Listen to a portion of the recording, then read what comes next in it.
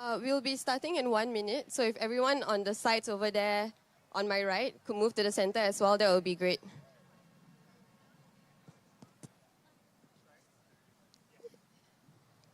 So basically, we just aim to have no gaps as much as possible.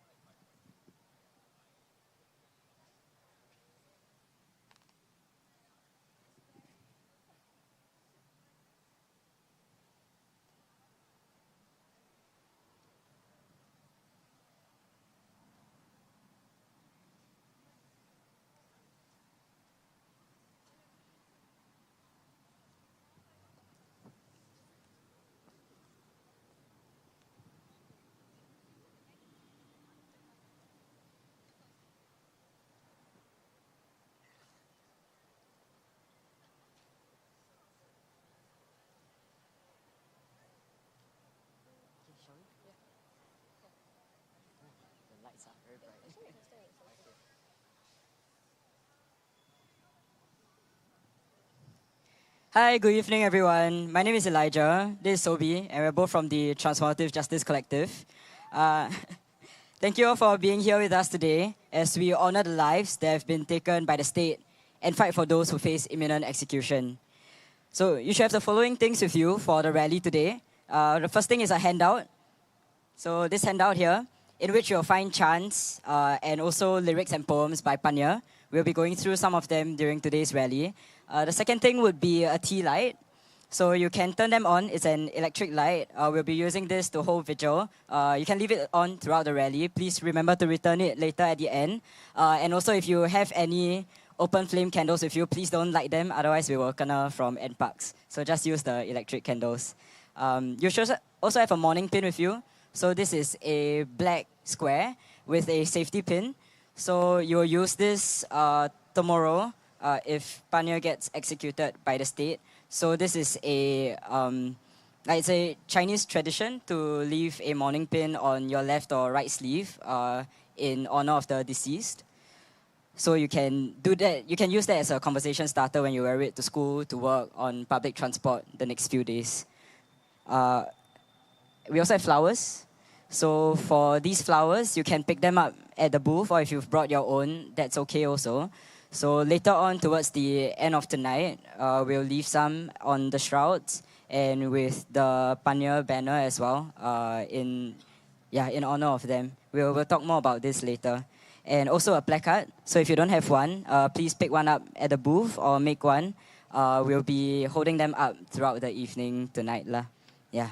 So for the first hour and a half, we'll be listening to speeches from people from all walks of life, from an ex-social worker to artists and a law student.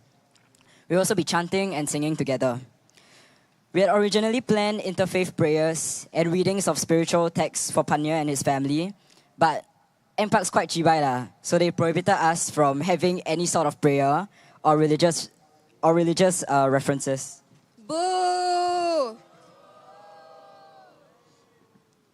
Furthermore, the police continues to investigate and charge people who held vigils for death row prisoners. They don't let us pray. They don't let us pay our respects.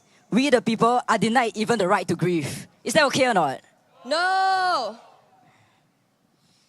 Okay, anyways, at around 9 p.m., we will be holding a vigil to honor Pannir and the 12 lives that our government has taken since February 2024. This is when we will be offering some flowers to them at the memorial area over there. And one more thing, at a time when the state is picking up the speed of executions, they impose on us POFMA correction notices, DOLs, amidst other threats to the anti-death penalty movement here. Shame! Shame! So we need all of you to be the voice and amplify the movement so that the government gets the message that we cannot be stopped. Now that the Transformative Justice Collective can no longer operate some online platforms anymore, we rely on all of you to bring attention to and build public solidarity with death row prisoners. Throughout the rally, please post photos, your reflections, etc. on social media with the hashtags rally for Pannir, and stop the killing. You may also tag me at Elijah Taping on Instagram so that I can consolidate and post everything on my stories. We're turning towards all of you to resist censorship by posting these content on your online platforms. Can you do that? I don't believe you, eh? Can you do that? Yeah. All right. Okay, so this evening we'll be starting with a speech by Soie, followed by a series of other speeches. So I'll hand the time over to Soie. Yeah. Hi everyone, can everyone hear me? Okay, thank you.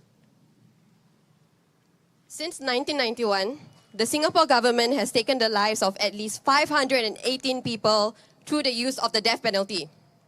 In the last 12 months alone, we have lost 12 precious people who have been murdered by the state. We also learned today that 2 more execution notices have been scheduled, and it will be likely happening next week. This is a shameful legacy to carry on, and one we must act quickly to destroy. So far, we have lost Syed, whose story and voice inspired and kickstarted the Transformative Justice Collective. He was key in us building this entire mass movement that we have right now, and he was someone who was referred to as a gentle giant, who had a brilliant mind, a hunger for knowledge and information the world had to provide, and he had also suffered from addiction and debilitating mental health issues, but state institutions failed him. And his life trajectory ended with premature and unjust death. One beautiful thing that he did in the last week of his life was to actually donate the last of his life savings to us at Transformative Justice Collective. We lost Rosman, who spent 14 years on death row, the longest in Singapore's history as far as we know. He had been struggling with substance use for a long time, likely due to his long-term physical abuse and neglect. He was actually one of the 12 prisoners who fought a 4-year-long legal battle to hold the AGC and Singapore Prison Services accountable for their unlawful actions.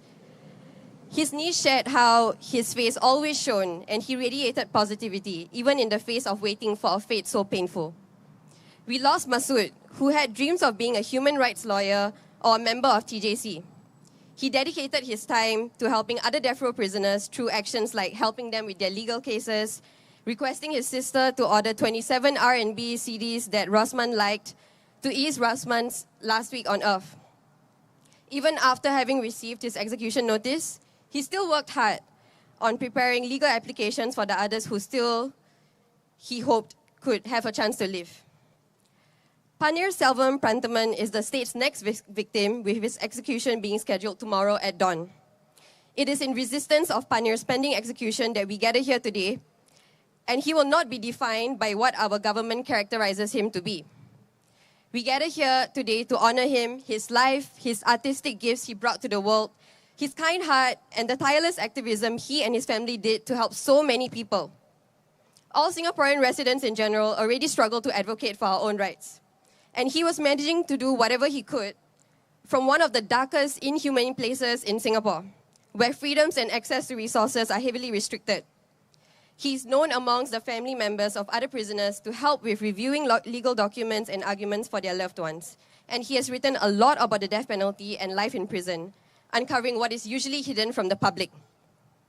He encouraged his family to use their tirelessness in fighting for him, to fight for others who are struggling and in need, which led them to start Sebara Kasih, a non-profit organization that works with underprivileged and marginalized communities in Malaysia. Their organization actively participates in human rights actions in Malaysia, standing in solidarity with other groups, something I wish that more non-profits and NGOs did in Singapore. But Pannir's life should not have to be justified by all the contributions that he has beautifully shared with us. He is an uncle who puts the pictures of his nieces and nephews on his cell wall. He's a brother whose sisters call him their life and have dedicated their entire existence for the last 8 years to fight for his life, never losing hope.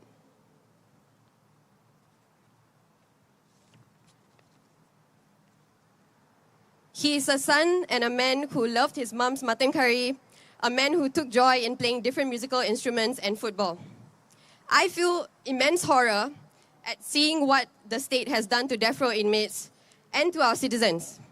They dehumanize drug mills to manufacture our citizens' consent for the war on drugs and the death penalty. And in the process, they are dehumanizing all of us. What does it mean to continue living life normally while injustice happens in our name? What does it mean to teach our children that all human lives should be preserved and harm should not be done to people, while we live in a reality and a country where harm and murder can be done as long as you're in power, because it's the law? What does it mean about us as people that we have citizens fiercely defending the government's right to take a life? Supporters of the death penalty say it's better for those on death row to die because it's wasting taxpayer money to keep them. At the same time, they are okay with taxpayer money being used on the salaries and benefits of police officers who catch and send people to their deaths, the public prosecutors who fight damn hard to send people to their deaths, and the prison officials who work dutifully to send people to their deaths without ever being able to touch their family members. Is this work that they are being paid for a public service to us? No. Yes, no. Are we really okay with our ministers getting massive amounts of salary and being able to build a palace for, let's say it again, working fearlessly and courageously to send people to their deaths by changing laws, persecuting activists, spreading propaganda, and being applauded for this work on the basis of his opinion and state-sanctioned biased research, not actual proven facts and proven interventions that have worked all around the world if he just cared to look? Shame. They say drug traffickers ruin lives by causing addiction. Let's settle this right here and right now. Addiction is not caused by the consumption of drugs. Addiction comes from pain, alienation from purpose, love, community, and belonging. Addiction is caused by capitalism. Addiction is caused by the conditions set in place by our government's greedy subservience to capitalism and money at the cost of our people. They say they kill them for our safety. I'd say if we ask the majority of people residing in Singapore right now who we fear the most, it's the state, it's the police, it's the legal system.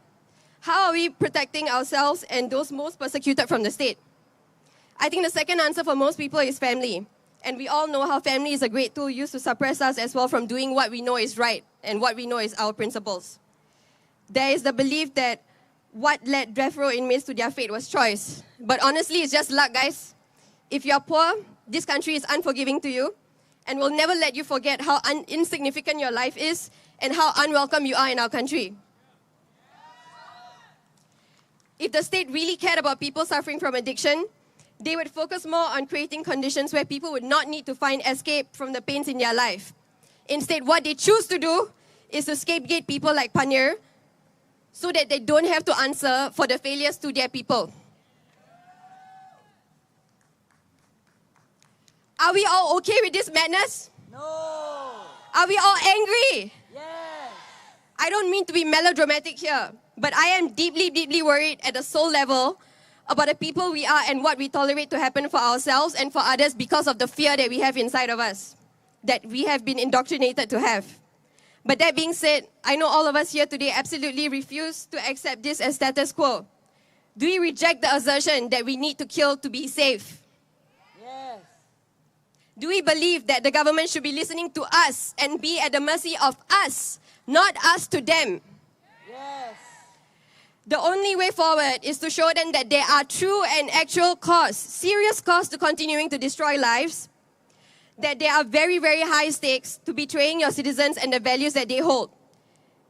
There is so much that all of us have done, and there is so much that more of us can do in large numbers.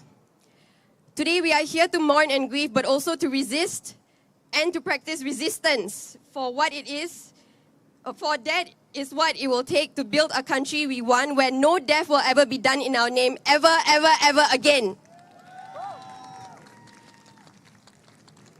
So now, let us show what it means to put our voices and bodies on the line for our values and principles, for what is done in our name. We would like to invite everyone to hold your placards up high right now and to chant with us.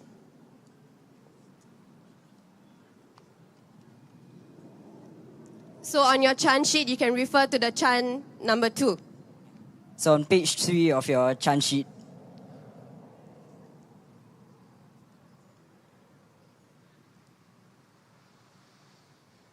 Hey, can I see all your placards up high right now? Okay, so we're going to do chant number 2. So when I say, what do we want? You say justice. And I say, when do you want it? You say now. And afterwards, when I say, what do we want? You say freedom. And when I ask, when do we want it? You say now. Okay, can I? Very easy. Okay. What do we want? Justice! When do we want it? Now! What do we want? When do we want it? Now! What do we want? Justice! When do we want it? Now! What do we want? Freedom! When do we want it? Now! One last time, what do we want? Justice! When do we want it? Now! What do we want? Freedom! When do we want it? Now! Thank you. So as we gather here in solidarity with those on death row, the state plans to execute Pannir tomorrow. Some of the songs being played in the background earlier were written by him. One of them is called Pintu Bersih. Through this song, he talks about the pain of forced isolation and the pain of longing and hope in the face of despairing situation. The lyrics and translations are also available in the chant sheet. Which page?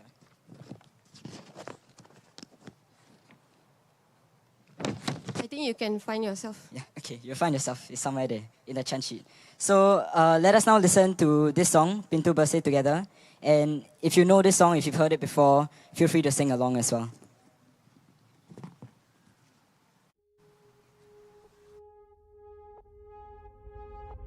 Aku terkurung kesorangan di sebalik pintu besi. Terkurung kesorangan di sebalik pintu besi. Tiada bulan, tiada bintang di sebalik pintu besi. Di sebalik pintu besi, di sebalik pintu besi. Terjerat dalam bayangan rindu, dalam bayangan rindu. Empat pancaran nur kasihmu, nur kasihmu. Saat sunyi mencekam hati, terketar jiwaku mula mencari. Bertanya di mana dirimu, hembusan nafasku bising namamu. Tak sempat ku habis bicara, terbuka segalanya di dada. Engkau mula berpaling tada, enggan memberi peluang kedua. Aku terkurung kesorangan di sebalik pintu besi. Terkurung kesorangan di sebalik pintu besi. Tiada bulan, tiada bintang di sebalik pintu besi. Di sebalik pintu besi, di sebalik pintu besi. Bukan niat aku mencari salah siapa, mencari salah siapa. Kau melangkah pergi, menambah lagi duka, menambah lagi duka. Agar ku terhanyut jauh darimu, namun setiap putaran waktu memburuku dengan kenalan lama. Bekas semula memori kita bersama. Aku terkurung kesorangan di sebalik pintu besi. Terkurung kesorangan di sebalik pintu besi. Tiada bulan, tiada bintang di sebalik pintu besi. Di sebalik pintu besi, di sebalik pintu besi. Aku cucu berlemas dalam arus masa. Di mana ceritanya tiada nota. Aku cucu berlemas dalam arus masa. Di mana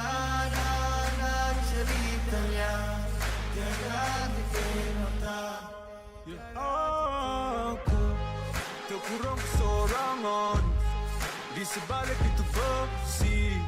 Terkurung kesorangan di sebalik pintu besi. Tiada bulan, tiada bintang di sebalik pintu besi. Di sebalik pintu besi. Di sebalik pintu besi. The song that Pannir wrote. We will now be hearing from Diana. She is a stay-at-home mom who previously worked for 8 years with youths the state termed as youths at risk. She has a strong belief that no life is dispensable or irredeemable.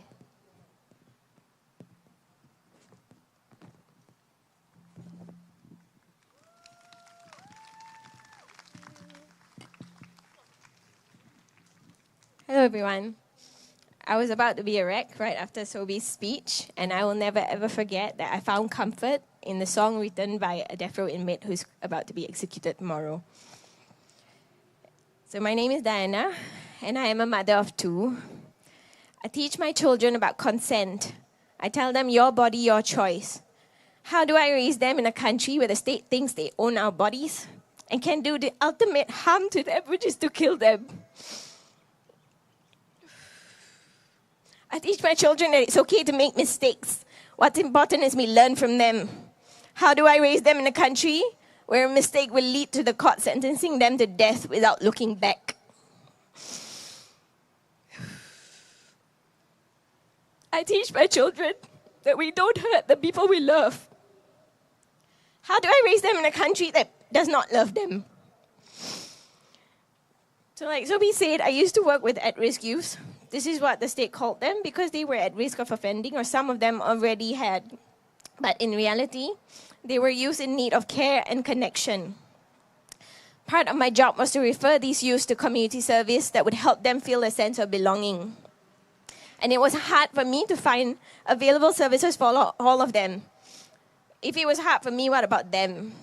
What resources did they have to rely on before leading to offending? And it wasn't really a lack of consequential thinking that led to them to do what they did. We all know what the consequences are in this country. It was always a moment of desperation, of needing to be connected to something that felt bigger and better than their pain. So many of the people on death row developed an addiction to substances as children, and so many of them were arrested for being drug couriers in their youth. I've spoken to enough at-risk youths who started consuming drugs to know that their background stories are no different from the death row prisoners. A life of trauma history, a lack of socioeconomic stability, and a lack of attachment relationships are some commonalities. This in no way makes them a bad person. It highlights a gap that not everyone is benefiting from the so-called meritocracy in this country, and an extremely lazy and cruel thing to do is to kill them. My work with youth made me come across this TED Talk by Johan Hari, titled Everything You Know About Addiction is Wrong. And how I wish our ministers and fellow Singaporeans listened to it. One key takeaway that I got from the talk was that Johan Hari shared, the opposite of addiction is not sobriety, it is connection. And what do we do with drug addicts in this country? We label them, we rehabilitate them behind bars. Our drug rehabilitation center is pretty much a prison within the prison complex. Drug users are made to go cold turkey in hope that they would snap out of it when they eventually get to return to society. Drug offenders are people who are already disconnected. And the consequence that they are given for offending is further disconnection. How does this help them? How do we expect them to get back on their feet when they come out? Even more disconnected than before. The stigma of someone who has been incarcerated is a social harm that widens inequality and perpetuates disconnection. And this is a vicious cycle that a drug offender goes through in this country. Where is the help they need? Where is the support? Which drug user or anyone who has fallen into the drug war is going to reach out for help if they know that if they do, they're going to be punished? Pannir Selvam was a drug courier. The state chose to believe that he is a bad person who should be killed. When you make a conscious choice that someone needs to be rid of, a human life, you believe that they are beyond redemption, that their life is no longer of use to you or the country. Is this really the society we live in? where the state can decide this and the rest just turn a blind eye. Pannir Selvam and his family members set up an NGO for vulnerable families to help those who were in the same plight as Pannir before he was incarcerated. They feel the gap that our state is too blinded with power to focus on. If it takes a mistake for the court to not be able to save you from death, then I am so scared. For myself, for my children, for my family members, for my neighbors, for my friends, for everyone. And this confuses me to no end. Why am I scared when they claim that they are keeping me safe? Something is not right. This brings me to a poem written by Pannir Selvam behind bars in 2021. And in it, he critiques social inequality, war, and systemic neglect, capturing the suffering of the poor and vulnerable while questioning the world's indifference. This one's called Silent Tears. A violent flood of silent tears, torrent of bloods, souls engulfs fear. The aftermath of warfare, all long years, elevated walls for welfare, can't we hear? Dear life slips away, evaporated in the air. Do we care to be fair? Plagues of poverty lays millions in cemetery, healthcare funds lost in warfare guns. Issue of bread and butter aren't getting any better. Access to clean water unanswered even years later. Struggles of poor parents surviving on odd job and errand to meet the end and pay rent in the wakes of their absent. Love between child and them seem distant. Angers of hunger in the eyes of youngers, how much longer must they remain stronger? For a bowl of rice, poorest has to pawn their life, burdened by the stash of cash, some molds toilet bowls out of gold. Bullets' holes decorated the school's walls, classes loaded with shattered glasses. Bricks and cement blocks instead of books, hand tattooed of bruises and pains instead of brushes and pens. Child labours and serfdom instead of childcare and freedom. Boiled under heat and toils, not just their present, rather their future too. Exploitations instead of education. Predators instead of tutors. Together we can dry those eyes by making a choice to be the voice that wipes the silent tears. Why looking so far, there's always someone near. I don't understand how someone behind bars can think and write so clearly when he has nothing but four walls to look upon. While many of us fail to see how interconnected all struggles are. Tonight, Pannir's struggle takes center stage. He is scheduled to be executed at dawn tomorrow. I was going to read a short chapter from the Quran, which I thought was applicable to us today, but seeing that we cannot do that, I will still share my reflection on it anyway. Pannir will always be remembered as an artist and an activist, not a drug trafficker. I believe his status was raised. The NGO that he started with the help of his family will always be his legacy that will live on no matter what happens tomorrow. And this also reminds me of Pannir's sister's angel's letter to him. When he asked her to move on with her life, she said he has made her life more beautiful, and she notices the beauty in everything because of him. With every hardship comes ease. This chapter that I was referring to, it urges readers not to see hardship as something that is hard to overcome, but as an opportunity to find ease. To not see hardship as an obstacle, but as keys to open more doors. It also teaches human beings how to care for each other. The last two verses. So basically, at the end of the day, once we finish our work here, we can go back home to what keeps us safe and what keeps us going. For some, it can be the prayer mat. For some, it can be comrades. For some, it can be family. In solidarity with all the death row prisoners and their family members, this is the storm before the calm, and we shall overcome. Before I get off the stage, I'm just going to lead with 2 chants. And I think I will do the same one that Elijah did just now. What do we want? Justice. When do we want it now? And then the second one is, what do we want? Freedom. When do we want it now? Can we do that? Yes. Okay. What do we want? Justice. When do we want it? Now. What do we want? Freedom. When do we want it? Now. What do we want? Justice. When do we want it? Now. What do we want? Freedom. When do we want it? Now. I'm going to do another one today. It's not in the book, but it goes, 1, we are the people. 2, We won't be silent. 3, stop the killing now, now, now, now. Can we do that? Yes. 1, we are the people. 2, we won't be silent. 3, stop the bombing now, now, now, now. I want to see your hands in the air. Is this enough rage for someone who's going to be executed tomorrow? No. 1, we are the people. 2, we won't be silent.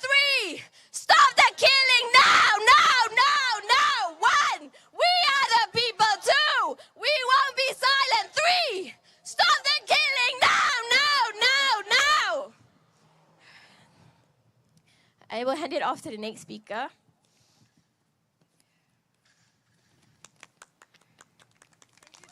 Thank you.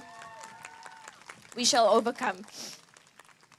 So the next speaker is Zaid. He's a Polytechnic student and one of the youngest members of Transformative Justice Collective. He's also a member of Workers Make Possible. Zaid?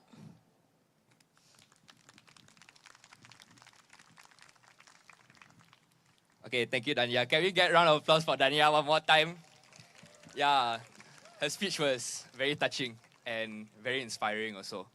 So, they called me up here today to be the voice of students. And that was a very big ask because I'm like one person only, you know. But in that time where I was considering about giving the speech and coming up here and standing up here, I had a lot of things running through my mind. I was thinking about the speech, I was thinking about my school and the work that I have to complete, you know. I was thinking about my performance academically, I was thinking about my friends, and I'm thinking about my family, right? And I'm here and I'm sitting and I'm stressing about what can I write and how can I write and how can I be the voice of the students and more importantly also tell Pannir's story and the story of all those who have been murdered by the state respectfully and give them the justice that they never got. And then I realized to be able to sit down in my home and think about my school and my family and friends is such a great privilege. You know, I was sitting down on a Sunday night thinking about homework. And I can't imagine what it must have been like for Pannir to sit down all alone somewhere in Changi, knowing that he is a dead man walking. Knowing that in 4 days, because of a mistake that he made more than a decade ago, his life will be taken by the state that he grew up in, the state that he was once a student of too.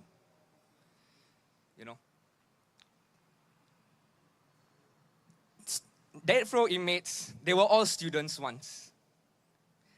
And when I see a death row inmate, I struggle to imagine what it must be like for the teachers or the ex-classmates who now see their peer or their student as another statistic. Moreover, another statistic that the government will use to prove to everyone that we are a safe and happy nation. That through murder and execution, like lambs through a slaughter, we are safe. In school, we are taught to analyze and to always probe deeper for understanding. And in this, I've used what the public education system has taught me to scrutinize my state's actions and ask what kind of state do I want to be a student of? Do I want to inherit? Most students in Singapore are results of the public education system. And it's important that we remember that the public education system is mainly funded by those of working class and middle class backgrounds. But more often than not, just like in the public education system, in our state system too, those from working class backgrounds and marginalized backgrounds are the ones who suffer the system's cruelty the most. Shame. Yeah, shame! So, with all of this, right, all of this exposition, what can we do, right?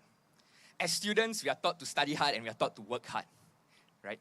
Work hard and study hard, and the marks and the fruits of your labors will be seen for themselves. And I believe that we must carry this attitude through in our own actions in our lives. Because there is no point to study so hard and to think so hard if at the end of the day, on the day of the exam, you don't show up. It will all be for nothing. This year, 2025, is an election year. For those students who are above 21 and have the right to vote, please vote earnestly and responsibly for MPs that you know will give you a Singapore that you want to inherit when you graduate. But for those of us who are too young and have our suffrage taken away from us, there is still a lot that we can do. The things that we learn in the classroom is not just to be kept inside the four walls. We can bring it out into the world and use it to shape it as we see fit. Volunteer for causes that you believe in. Share your knowledge with your peers to build a better city. Because actions, making change, is not something that you learn in a book. It's something that you must go out and you must do and you must fight to take for yourself. We must also remember that we are a meritocratic system. This is something that we learn and is drilled into us from day one of primary school. That everyone is treated fairly, everyone is the same. Most important is how hard you work. But increasingly, as I've grown up in this city, I start to see the cracks in this statement and I start to see the lies of this. But we mustn't be disillusioned. Don't be fooled by what you see in Parliament House. Don't be fooled to think that the only men in this country who can make a change are those who come from the most elite and exclusive institutions in this city. Because making change can come from anywhere. Doesn't matter if you're ITE, if you're from junior college, polytechnic, or university, even secondary school students or primary school children can make a change. Making change and making this city better is not about book smarts. It doesn't matter how much you pay for tuition. It doesn't matter where you go for secondary school and whether you get O-level or IB cert. Doesn't matter how many scholarships you get offered to you. It is all about how much action you put in and what you are willing to fight for. Lastly, we think about like what is at the end of all of this journey as a student. So, after all the final submissions and all of the final assignments, I think about the last question that I will have to answer as a student is, what kind of country do I want to inherit? You know? And I think it's high time that a lot of students in Singapore start to study and find the answer to this question for themselves. What is the Singapore that you want to inherit? What's a Singapore that you want to commit actions in your name for? Thank you. And this question, very easy to answer. Open book one, no word count. Okay, so I need to introduce the next speaker. Give me a second.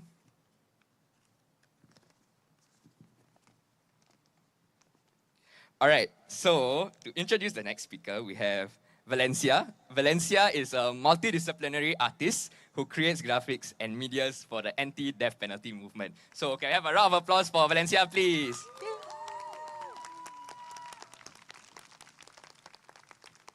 Thank you, Zaid. Hi, everyone. Okay. So, like myself and many others, he is an artist. He expressed himself behind steel bars, censored by Singapore's prison system. His audience was concrete walls and the CCTV that surveilled his cell 24/7. The greatest freedom to take away from an artist is the freedom of expression, and from a human, the freedom to live. He was robbed of everything when he was sentenced to death in 2017. Put yourself in his shoes for a moment. Your family is doing everything to make ends meet. So you dropped out of secondary school and went to Singapore in a desperate attempt to put food on the table for your family back in Ipoh. Job after job after job, you encountered a lucrative deal that made life a bit easier. for yourself and your family, but the job was to transport a package across checkpoint. So you take it, seeing no harm, but got caught and got thrown in jail in 2014, got served the death penalty in 2017, had many appeals rejected, and here we are in 2025. If you have a sinking feeling in your heart right now, imagine how much worse it is for those inmates. This arduous journey would have worn you down, but not Pannir. I have heard from Carsten that despite the circumstances, he still sought knowledge through the books in prison. He would borrow cuts of literature, requesting for new ones so that he could enrich himself. He would read legal letters for his fellow inmates and never gave up despite the impending doom. 11 years in prison, he is still fighting for his life. A misstep from him, and how is he doomed to die? How is the legal system not able to see that he has changed? Is our system that cruel to take one's life away without giving a second chance? How is any of this possible? He wrote in an article for Malaysia Kini in 2019, and he quoted Edgar Allan Poe. He said, "In my vision of the dark night, I have dreamed of joy departed, but a warning dream of life and light has left me broken-hearted." Pannir continued, "The above rings true when you understand what goes on here. For some inmates, perhaps all, every waking hour reminds us of nothing but pain and regret, and that all these things that we are going through are real. I cannot and only write about what is good and positive. How can I be positive all the time, staying in death row, and not even being given a chance for redemption? We stand here today pleading the legal system to let Pannir live, to sing his songs, to speak his poems. Singapore has been criticized time and time again by international organizations for this archaic law, questioning when will this senseless killing stop. The fear-mongering has not worked and will not work, so why not look to other solutions instead of persisting on the old ways? I leave everyone hope in Pannir's words. Amidst all of this, I have to draw a line, find a balance between everything, between hope and reality, in spirituality, in morals, in good and bad, and in almost everything. I have to know where I am standing. If I fail to find that balance, then whatever I've been through or learned these past few years will have amount to nothing. In the midst of all these struggles and these troubles, I must not lose myself, but strive even harder to find myself. When the prison silences him, we will give him a voice. When the prison tries to execute him, we fight for his life. Okay, we will end off with a chant. The chant a bit long, so you will just have to say end life after every line that I say. So for example, when I say end poverty, you say not life. Not life, yeah. Okay, let's start. End poverty. Not life. End racism. Not life. End oppression. Not life. End exploitation. Not life. End desperation. Not life. Thank you, guys.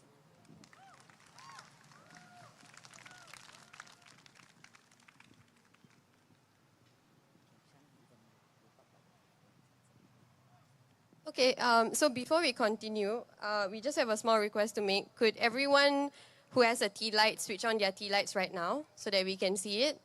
And for anyone who doesn't have, just raise your hands so that volunteers know that you don't have it, and then they can come over to pass to you.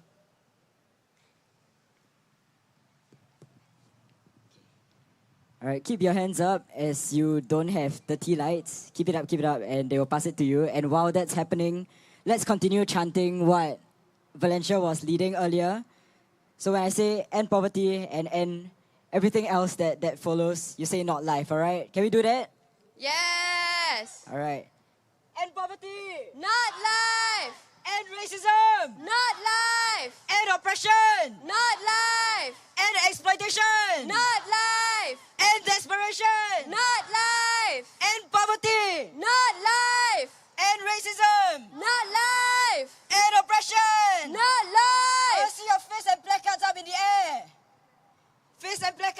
sorry, I just realized it will confuse people who are passing the lights. Never mind. Don't hold up first, later. Okay, chants first. End oppression! Not life! End exploitation! Not life! End desperation! Not life! End poverty! Not life! End racism! Not life! End oppression! Not life! End exploitation! Not life! End desperation! Not life! End the death penalty! Not life! Thank you. Woo! Anyone else still don't have tea lights? All have, huh? Okay. Okay, then we do one more round. You hold your placards and your fists up. Up.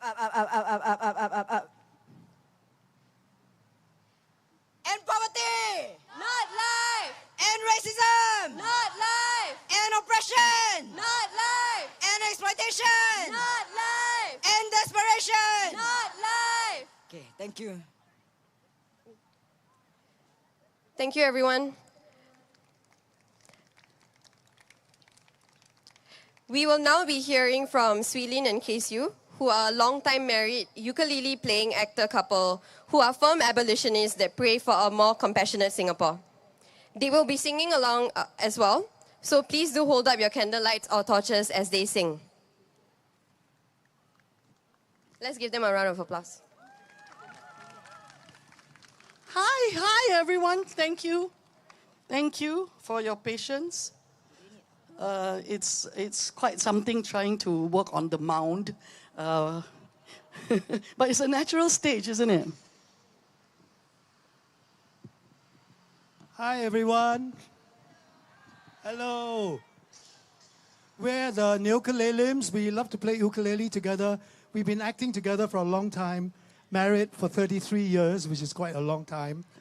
And we are passionate Advocates of the against the death penalty in Singapore. Yeah. We are passionate about it. It is a barbaric, violent act that is performed by the state in our name.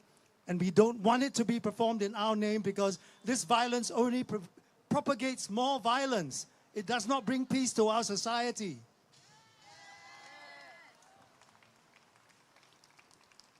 We're going to sing a song by the Beatles that we have changed the lyrics, and it's called Two of Us.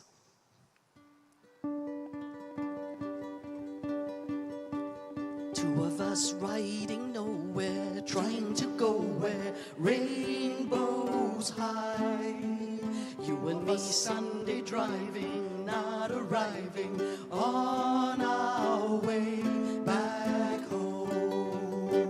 We're on our way home. We're on our way home. We're going home. Two of us sending emails, writing letters on my wall. You and me burning matches, lifting latches on our way back home. We're on our way home. We're on our way home. We're going home. You and I have memories longer than the road that stretches out ahead. Two of us fighting for the lives of prisoners on death row. You and me breaking silence against the violence on our way back home. We're on our way home. We're on our way home. We're going home.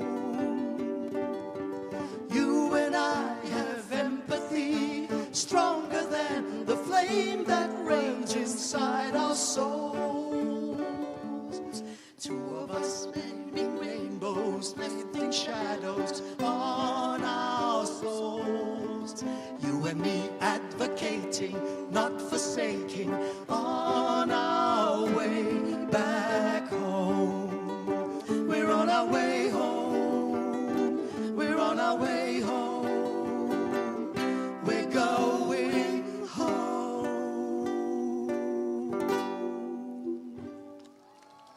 Thank you.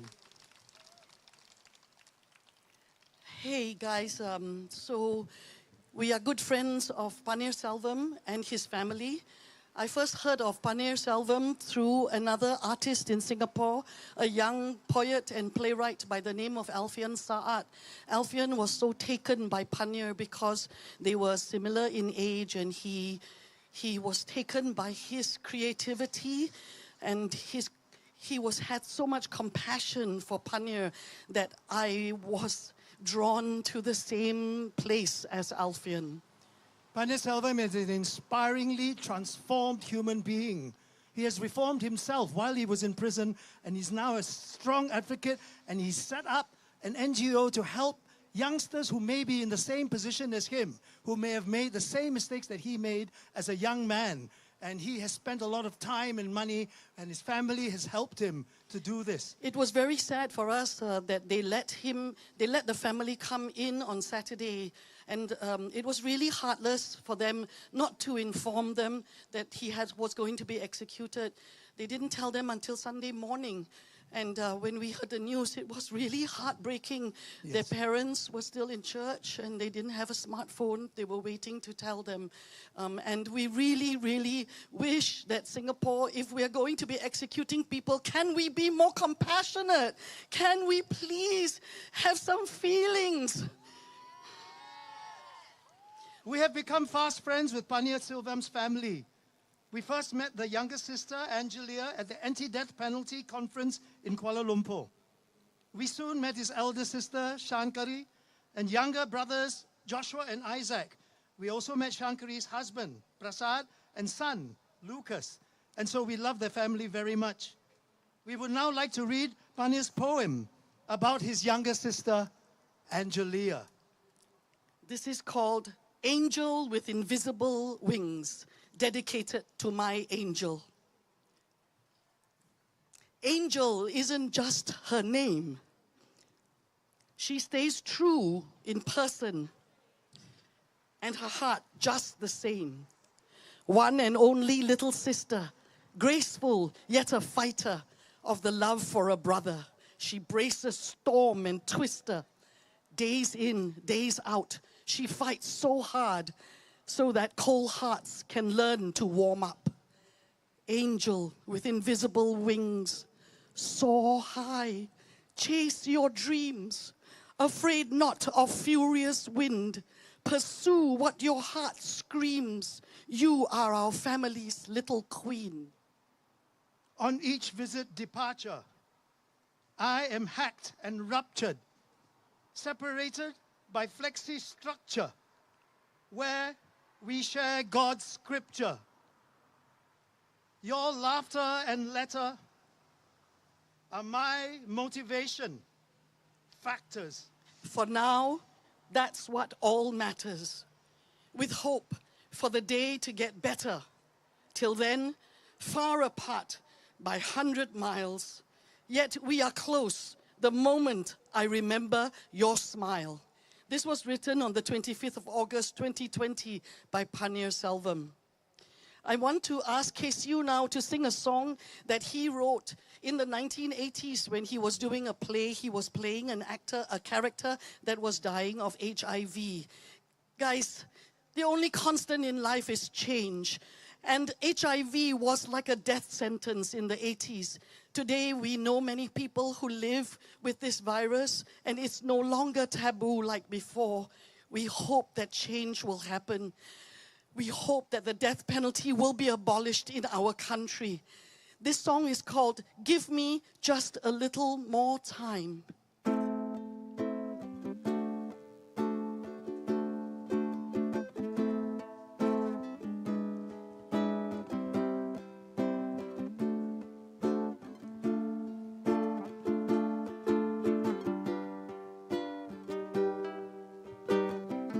Made up my mind to make the most of things.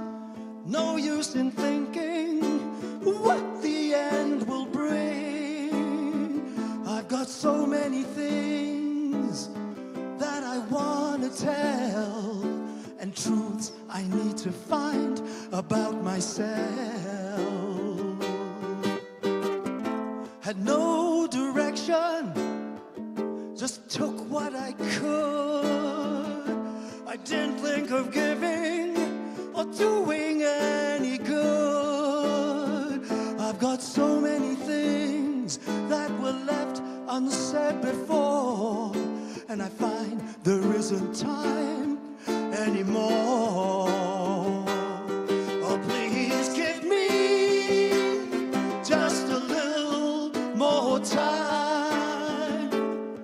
Won't you help me find my peace of mind? Save me from my own past lies. Please give me just a little more time. I'm hanging on, just live from day to day. I don't understand it, I don't know who to blame. I've got so much love left inside of me, but here I am alone, I'm so lonely. Oh, please give me just a little more time. Won't you help me find my peace of mind? Save me from my own past lies. Please give me just a little more time. Please give me just a little more time.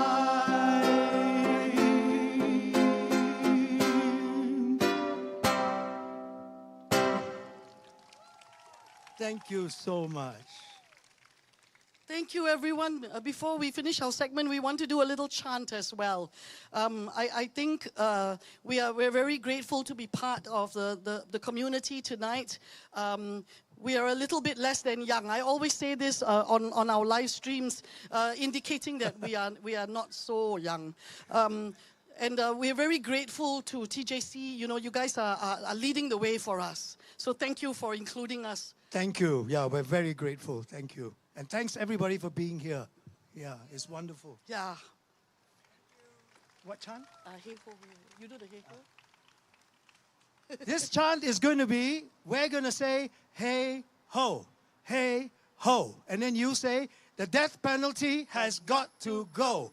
Hey, ho, hey, ho. The death penalty has got to go. Hey, ho, hey, ho. The death penalty has got to go. Hey, ho, hey, ho. The death penalty has got to go. Hey, ho, hey, ho.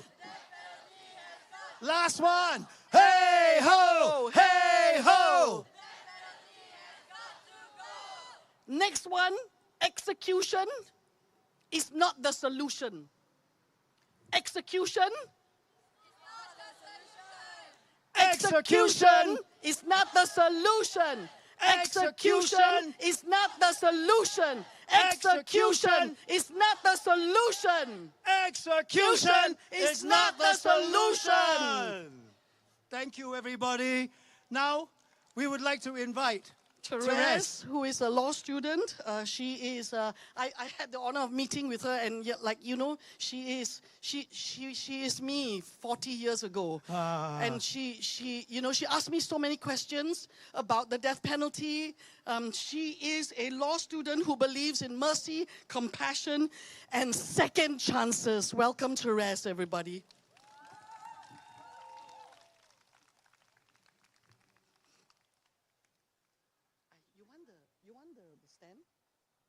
You can use the stand. Yeah, let her use the stand. Oh, you want to use the stand?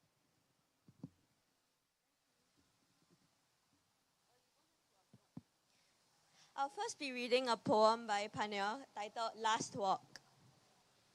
Last Walk by Pannir. All my brothers, those who have fallen asleep, may all of you rest in peace. There's heaven for us where we will meet. Until then, the war isn't end. Life lessons learned for what we must live for. Life always worth fighting for. Lord, we rather die trying than just wait for dying. Life is tough, the going get rough, yet those who still trying, let's keep our head up, do our best, and never give up. Here comes the real talk of the journey we walk. Life's full of havoc. Every day is a battle. Have to move without rattle. Can't find peace here in liquor's bottle. Struggles and troubles remain unsettled. To choose who is next. Justify it's all accord to text. Even in truth they know what they say was just pretext. Pretend nothing happened out of context. What has done is compulsory to protect. And it's crime if I try to protest. Lord, when will changes come? Or do we have to wait till kingdom come? The power is to do what is right, yet they choose to violate human right. The end life to end crime is out of time. Isn't this wicked act was around even before Jesus' time?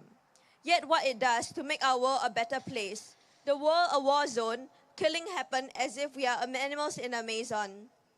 Execution and termination of life is not a solution, yet it's still in constitution, misguided delusion that supported violence, and still we choose to remain silent. Like games of dice, life roads disappeared before our eyes, get shackled and chained. They condemned us to death row, told we were dead as scarecrow. Dark alley full of sorrow, life and death are just narrow. Each awakened moment pierced as a poisoned arrow. Isolation and silence become our shadow. Oh Lord, the only path ahead are just gallows. Or is there any hope for tomorrow? Cold-blooded murder, souls are taken from my brothers. Assassination coming under orders. Isn't all lives are equals, or ours not at all to matter? Morally undermined, yet by law they say it doesn't mind. As I watch my brothers hit the last walk, handcuffed at their back, strapped the weight on their leg, without mercy, got hanged by their neck. Death squads come back.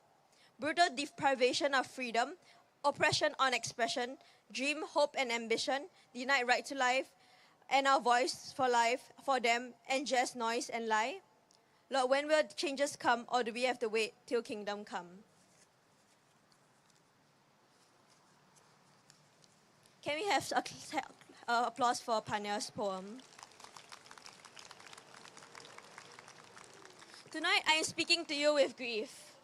We lost Syed on 23rd Jan. We lost another unnamed individual on 7th February. And tomorrow at dawn, we lose Pannir Selvam, whose life we are gathered for here today. My name is Teresa, and I'm a 23-year-old law student at a local university.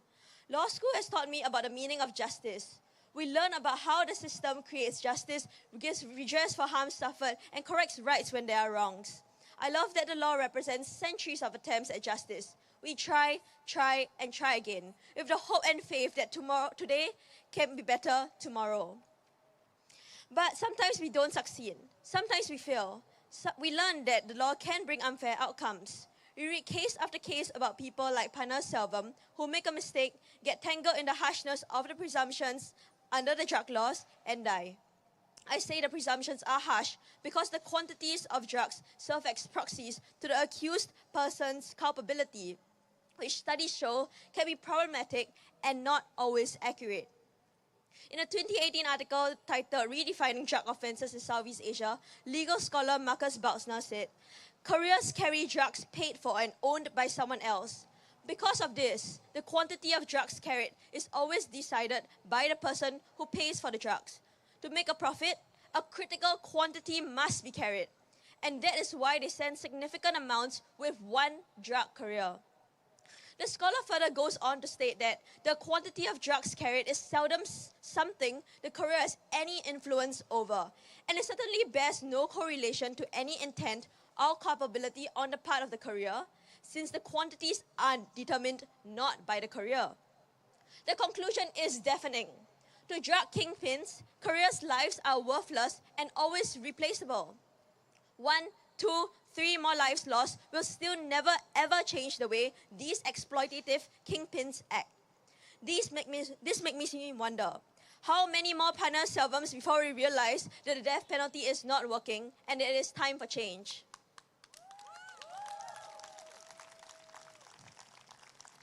Pannir Selvam has been through a long fight.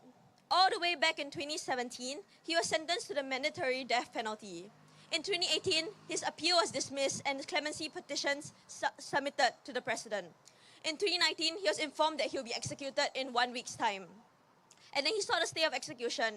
After losing several more appeals in 2020 and 2022, he now awaits his final days. Throughout law school, I have never come across scientific evidence that the death penalty is effective. Instead, I keep hearing the opposite, that a death sentence does not reduce crime. I learned instead that drug crimes fluctuate year on year and are influenced by many other factors rather than the threat of death.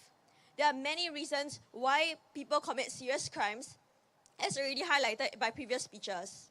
Once again, research shows that drug carriers are often from vulnerable segments of society, frequently driven by poverty, and may have little awareness of the severe penalties faced if caught. Again, I emphasize, one more life lost will not change the way that drug kingpins act.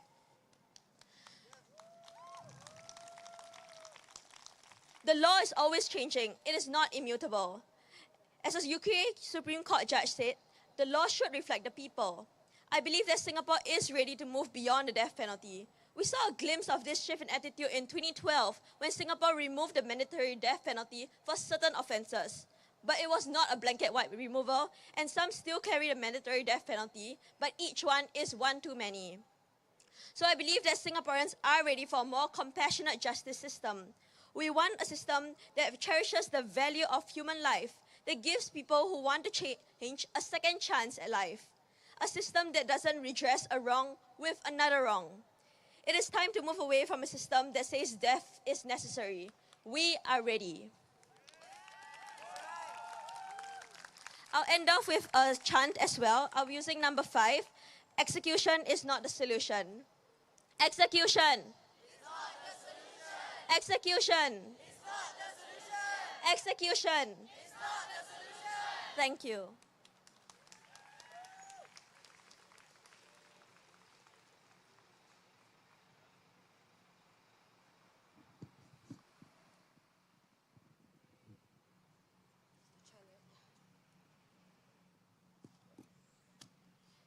Thank you, everyone. So now we will be doing another chant together.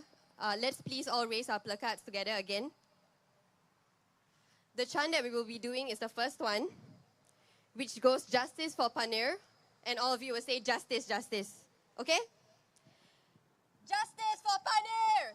Justice, justice! Justice for Pannir! Justice, justice! Justice for Pannir! Justice, justice! Justice for Pannir! Justice, justice! Thank you. Now we'll be inviting up our next speaker, Kamira. Kamira is a content creator who uses her platform to advocate for the anti-death penalty movement. Let's welcome Kamira.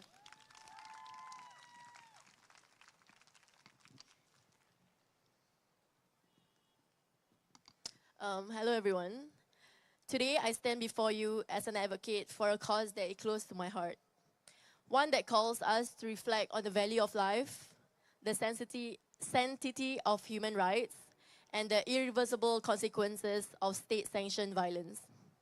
We live in a world that often seems to be lost in the darkness of violence. A world where lives are taken as though they are mere numbers, where human beings are stripped of their dignity in the name of justice. We are told that the death penalty is a means to an end, a way to solve the problem of crime. But when we look deeper, we must ask ourselves, what does it truly solve? Does ending a life really end the violence in our world, or does it simply perpetuate the cycle? Get shackled and chained, they condemned us to death row, told we were dead as scarecrow. Dark alley full of sorrow, life and death are just narrow. Each awakened moment pierced as a poisoned arrow. Isolation and silence becomes our shadow. Oh Lord, the only path ahead are just gallows. Or is there any hope for tomorrow? The excerpt I've just shared with you was written by Pannir, who is scheduled to be executed tomorrow. Someone who knows all too well the despair and hopelessness of this sentence. It speaks of the fundamental question we must all ask. What is the purpose of taking a life to restore justice? End life to end crime is out of time. Isn't there wicked act was around even before Jesus' times? Yet what it does to make our world a better place. The world are a war zone. Killings happen as if we are animals in Amazon. Execution and termination of life is not a solution. Yet it is still in Constitution. Misguided delusion that supported violence, and still we choose to remain silent. It says end life to end crime is out of time. The power to do what is right is within us. Yet the state chose to violate human rights and ignore the deeper issues at play. We live in a world that is already a war zone, a place where violence is normalized, where the killing of others is accepted as a solution to our problems. But how can we, as a society, justify the execution of a person when that act of violence doesn't lead to peace, healing, or restoration? How does the termination of a life make our world a better place? How does it give us hope for tomorrow? Pannir wrote, like games of dice, life's road disappears before our eyes. This haunting line reflects the randomness of death in the system. The lives lost without meaning or justice, the arbitrary decisions that decide who lives and who dies. It is not a game. It is not a fair roll of the dice. It is a matter of life and death, of dignity and despair, and yet we remain silent. The death penalty does not solve crime. It does not restore peace. It does not heal the wounds of society. Instead, it perpetuates a misguided delusion of justice, one that supports violence, that chooses retribution over rehabilitation, and that overlooks the possibility of redemption and growth. We must ask ourselves, is there any hope for tomorrow? Can we continue to stand by while the system destroys lives in the name of justice? Or will we, as a society, choose to embrace compassion, to reject the death penalty, and to seek alternatives that foster healing and rehabilitation? The death penalty is not the solution. It is a stain on the fabric of our shared humanity. It is a relic of an age where violence was seen as the only answer, but we are not bound to the past. We have the power to choose a different path, a path that values life, a path that values justice, a path that values human dignity. Let us not be silent any longer. Let us raise our voices for those who have none.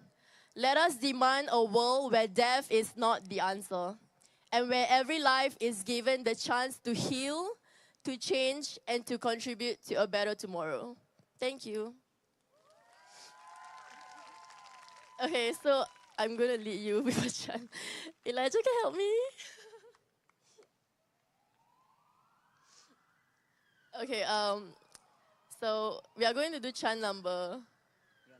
Okay, which one? Okay, let's do number 4.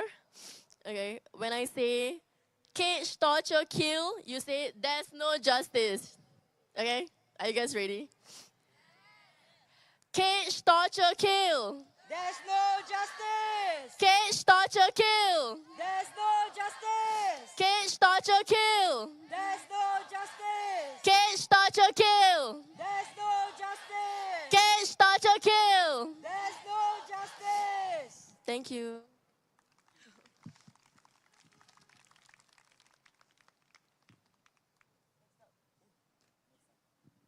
Next up, we have Iman. So Iman is a healthcare worker and has been frequently involved in door-knocking sessions to talk to residents about the death penalty. Iman.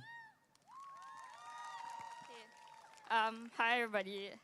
Thank you, Kamira, for her speech. I think it's very moving. Okay. So I'm a healthcare worker who has been going door knocking with TJC to collect signatures for the People's Petition for the moratorium on the death penalty. But today I'll be speaking from my perspective as a healthcare worker first, as well as my experiences door knocking. So working in the medical field, we have the moral obligation to advocate for our patients, to reduce suffering, promote autonomy, and ensure equitable care.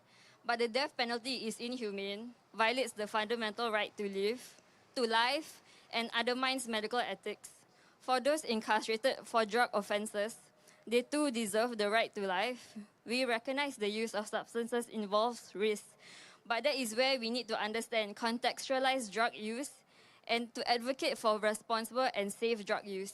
People may resort to drugs as a means of escape, and this is one of the ways healthcare is essential in supporting them. We need better policies, programs, and practices that aim to minimize the negative health, social, and legal impacts associated with drug use. It's been proven that the death penalty is not a deterrent to drugs, but harm reduction strategies and a supportive healthcare system are. We cannot help someone if we take their life. Okay, so I volunteered to be a part of TJC's door knocking a few months ago. In the first few sessions, I was always pleasantly surprised by residents when they proved me wrong with their concerns surrounding the death penalty in Singapore. I've always felt that Singaporeans have the defeatist mindset when it comes to our policies and are generally uncomfortable with dialogue about it because we have always been socially engineered since young to learn and accept that the government knows what's best for its citizens. But the conversations I had reminded me that people are not naive and we are capable of humanity. And sometimes we just need to take the first step and just start the conversation, whether uncomfortable or not. But I also had the experience of speaking with a resident whose position was unfortunately in line with my fears. The discussion turned into a lengthy debate, and in hindsight, I felt like I could have done better in approaching the conversation. It's difficult to not get your emotions get the best of you when someone who comes from the same demographic as you is adamant on believing state propaganda and their prejudices. On top of downplaying the cause, they like to say these people have a choice.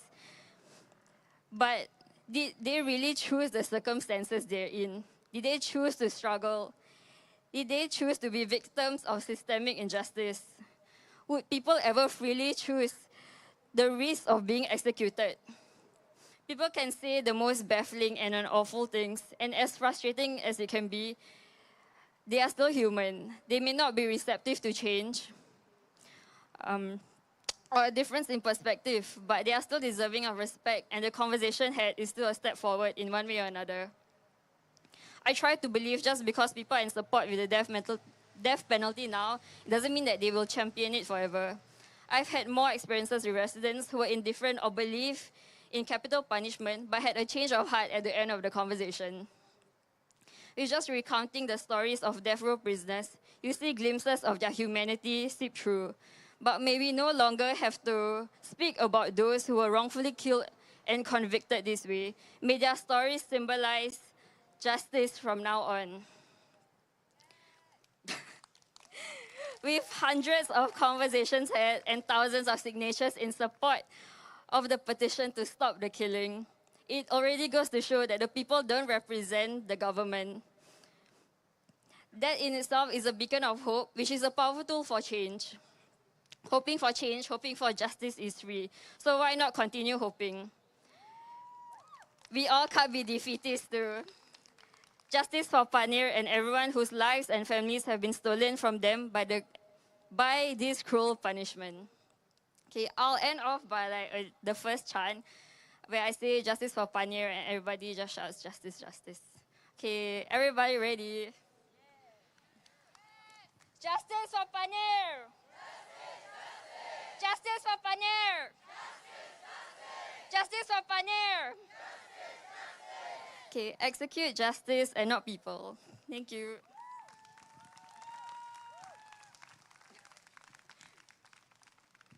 Thank you, Iman. All right, so we've concluded all the speeches for tonight. For this segment of the protest, we would like to invite everyone to stand up, on your feet, up, and come closer to one another. You know, let's huddle for a bit.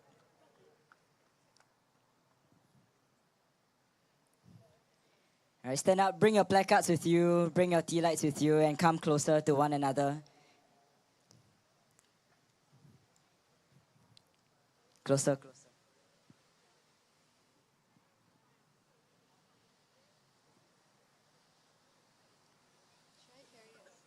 Oh, okay. Okay, everyone close to one another. Can feel your neighbor's shoulders. Okay.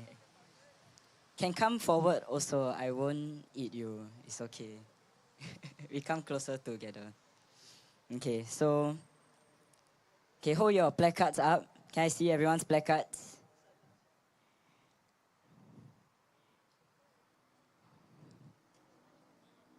Yeah. Okay, hold it up high, hold it up high. I want to read your placards. So there are a few things on the placards. You know, very resonant themes from today. Not in our names. End poverty, not life. When prison silences him, we give him a voice. Okay, sorry, the lighting not very good, but I'm sure you all have very good signs. Stay. Hangman is not a job. Okay, anyone wants to shout your sign out? End state murder. And exploitation, not life. What else do you all have?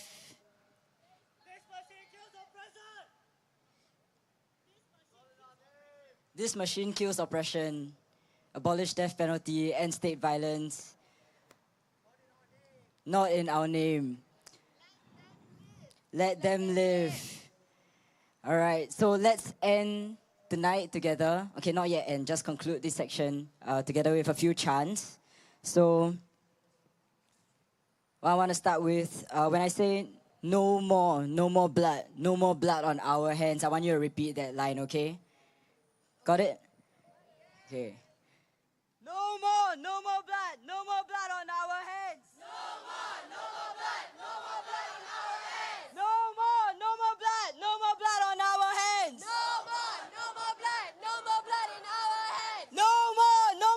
No more blood on our heads. No more blood on our heads. No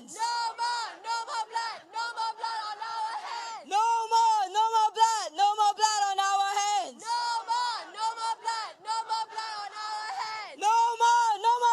more blood on our heads. No more blood on our heads. No more blood on our heads. No more blood on our heads. Justice for Pannir. Justice. Justice for Pannir. Justice for Pannir. Justice for Pannir. What do we want? When do we want it? Now. What do we want? Freedom. When do we want it? Now. What do we want? Justice. When do we want it? Now. What do we want? Justice. When do we want it? Now. What do we want? Justice. When do we want it? Now. What do we want? Freedom. When do we want it? Now. What do we want? Justice. When do we want it? Now. What do we want? Freedom. When do we want it? Now. Hey ho, hey ho! The death penalty has got to go! The death penalty has got to go. Hey ho, hey ho! Hey ho, hey ho. The death penalty has got to go! The death penalty has got to go. Hey ho, hey ho! Hey ho, hey ho. The death penalty has got to go! The death penalty has got to go. Hey ho, hey ho! Hey ho, hey ho. The death penalty has got to go! The death penalty has got to go. Cage, torture, kill! Can just echo, no problem. Cage, torture, kill! Cage, torture, kill. There's no justice! There's no justice. Cage, torture, kill! Cage, torture, kill. There's no justice! There's no justice. Cage, torture, kill! Cage, torture, kill. There's no justice! There's no justice. Cage, torture, kill! Cage, torture, kill. There's no justice! There's no justice. Execution! It's not the solution.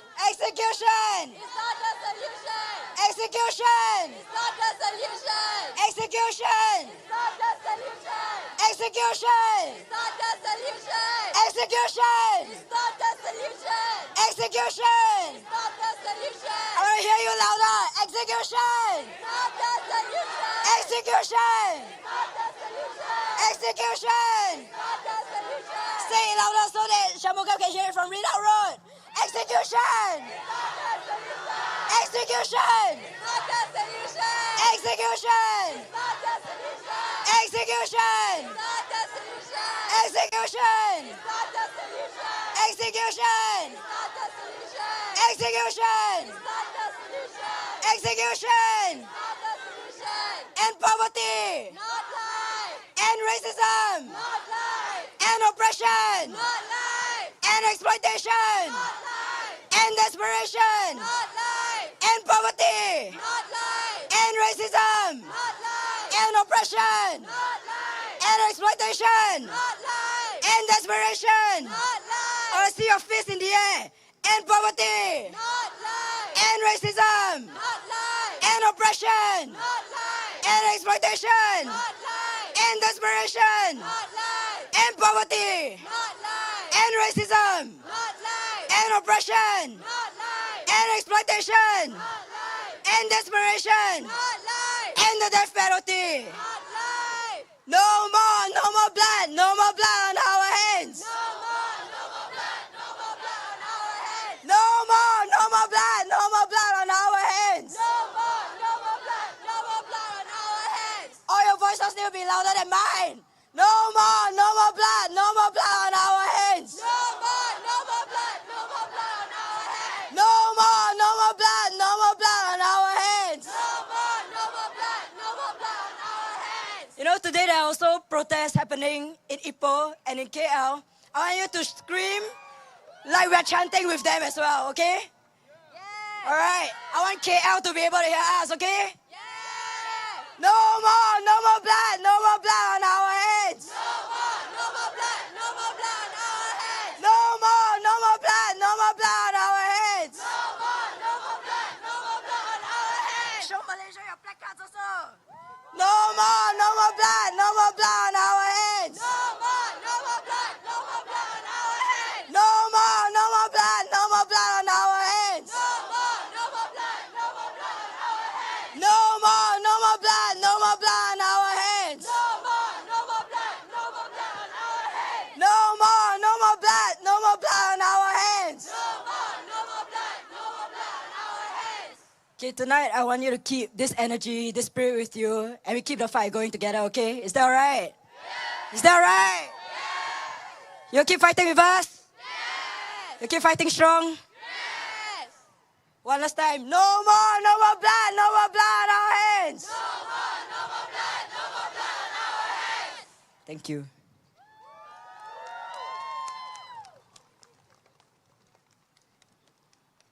Now we will. Okay, thank you so much, everyone. I think the government should be hearing us loud and clear right now. Yes! Woo!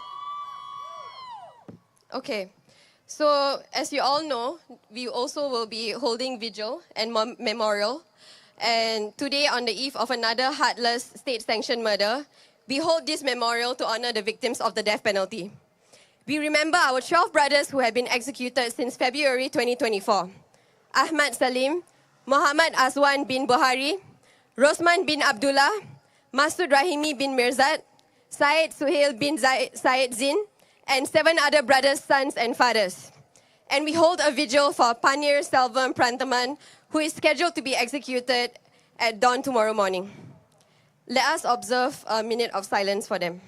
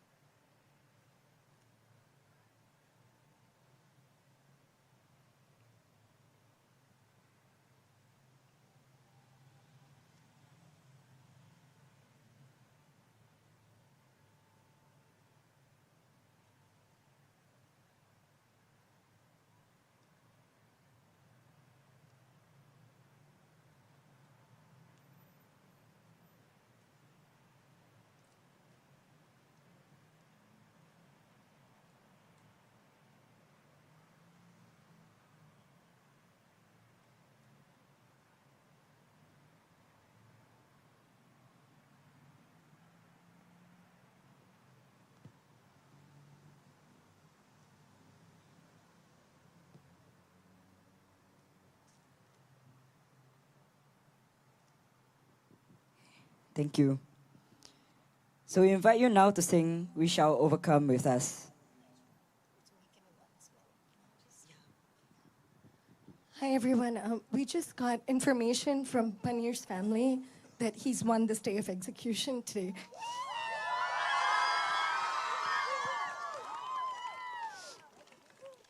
Stay of execution.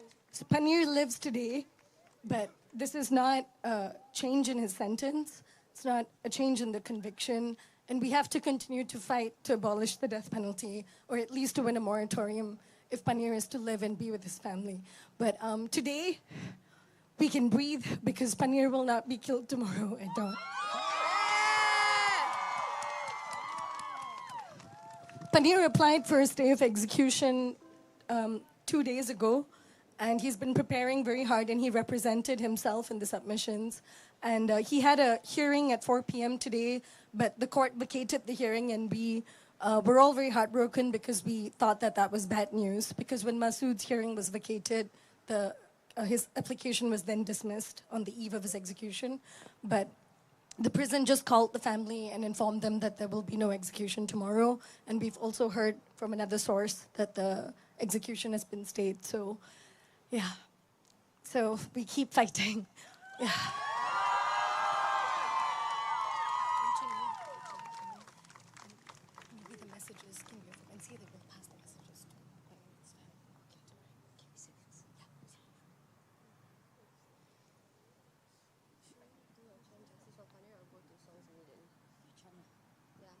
So in light of that, let us all chant for justice for Pannir. Justice for Pannir! Justice! Justice! Justice for Pannir! Justice! Justice! Justice for Pannir! Justice! Justice! Justice for Pannir! Justice! Justice! Justice for Pannir! Justice! Justice! Let's keep fighting for him and the rest on death row. Now, we invite you now to sing We Shall Overcome together with us. If you could hold your lights up as we sing this together, that would be lovely. The lyrics are on page 4 of your handouts. So today we've overcome a little bit with a good news that Pannir got a stay of execution. And we need to keep the fight going if we really want to overcome, alright? Yeah. Okay, so shall we sing? We shall overcome. We shall overcome.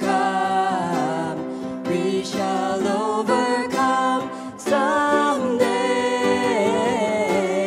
Oh, deep in my heart, I do believe we shall overcome someday.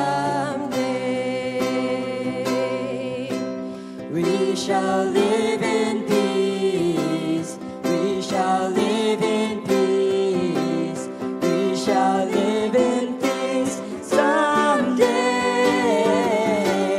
Oh, deep in my heart, I do believe we shall overcome someday.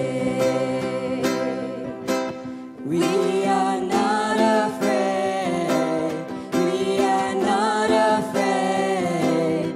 We are not afraid today. Oh, deep in my heart, I do believe we shall overcome someday. We shall overcome. We shall overcome. We shall overcome someday. Oh, deep in my heart, I do believe we shall overcome someday. Oh, deep in my heart, I do believe we shall overcome someday.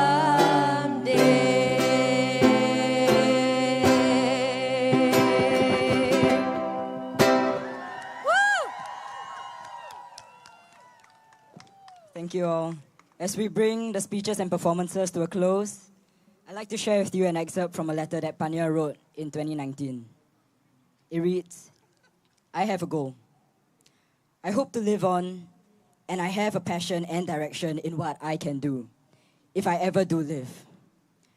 I've shared whatever I can here, and if you're reading this, I'm eternally thankful. This is just a small part of what I know. I believe I can be a better person.